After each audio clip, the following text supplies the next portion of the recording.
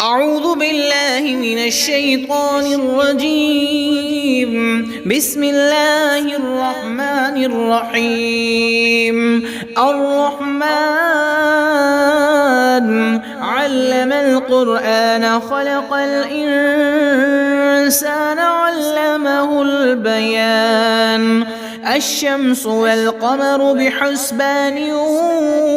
والنجم والشجر يسجدان والسماء رفعها ووضع الميزان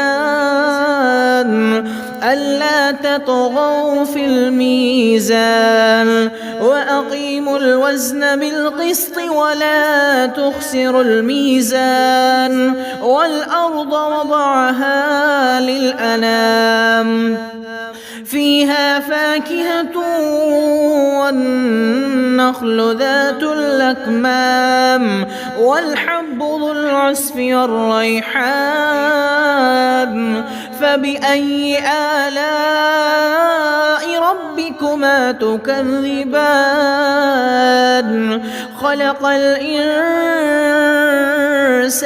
من صلصال كالفخار وخلق الجان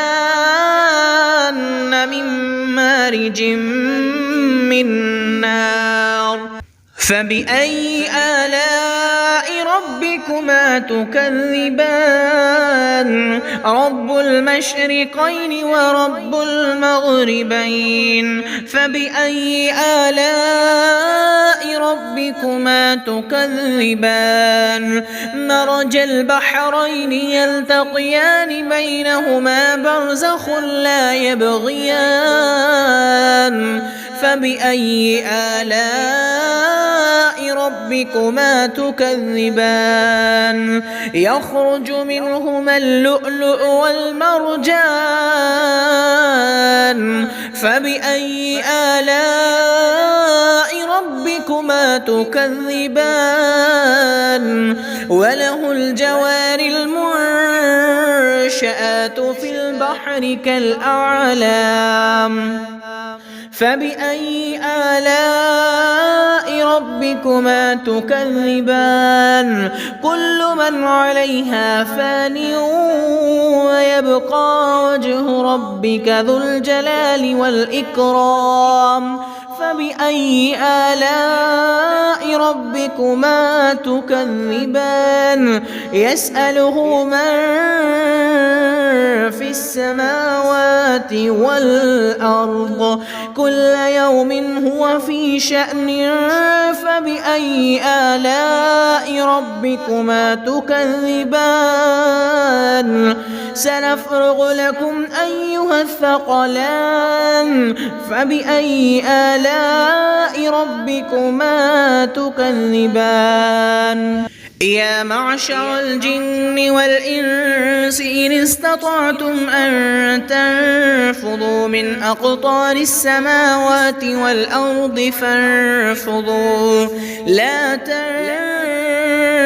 تنفذون إلا بسلطان فبأي آلاء ربكما تكذبان يرسل عليكما شواظ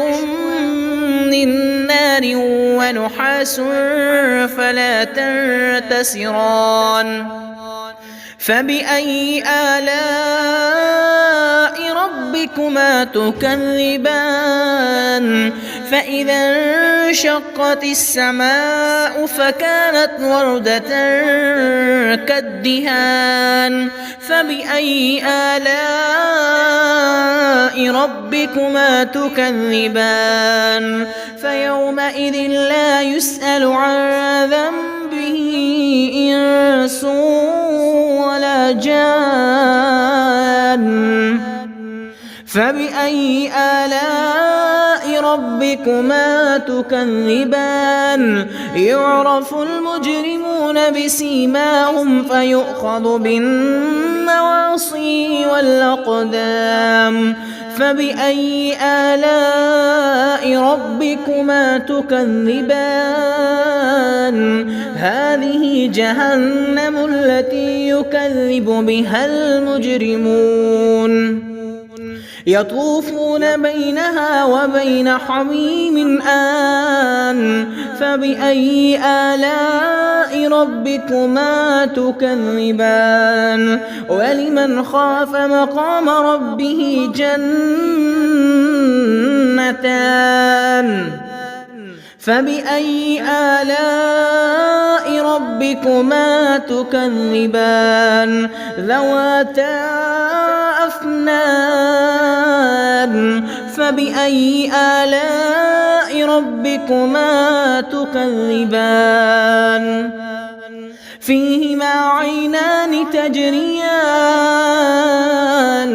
فبأي آلاء ربكما تكذبان فيهما من كل فاكهة زوجان فبأي آلاء ربكما تكذبان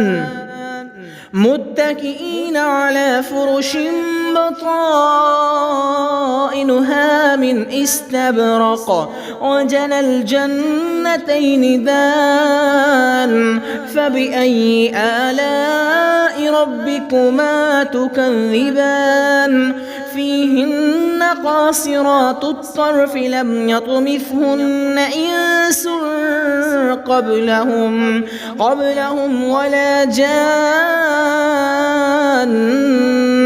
فبأي آلاء ربكما تكذبان كأنهن الياقوت والمرجان فبأي آلاء ربكما تكذبان هل جزاء الإحسان إلا الإحسان فبأي آلاء ربكما تكذبان ومن دونهما جنتان فبأي آلاء ربكما تكذبان مدهامتان فبأي آلاء ربكما تكذبان فيهما عينان نضاختان فبأي آلاء ربكما تكذبان فيهما فاكهة ونخل ورمان فبأي آلاء ربكما تكذبان فيهن خيرات حسان فبأي آلاء ربكما تكذبان حور مقصورات في الخيام فبأي آلاء ربكما تكذبان لم يطمثهن إنس قبلهم ولا جان فبأي آلاء ربكما تكذبان متكئين على رفرف خضر وعبقري حسان فبأي آلاء ربكما تكذبان تبارك اسم ربك ذي الجلال والإكرام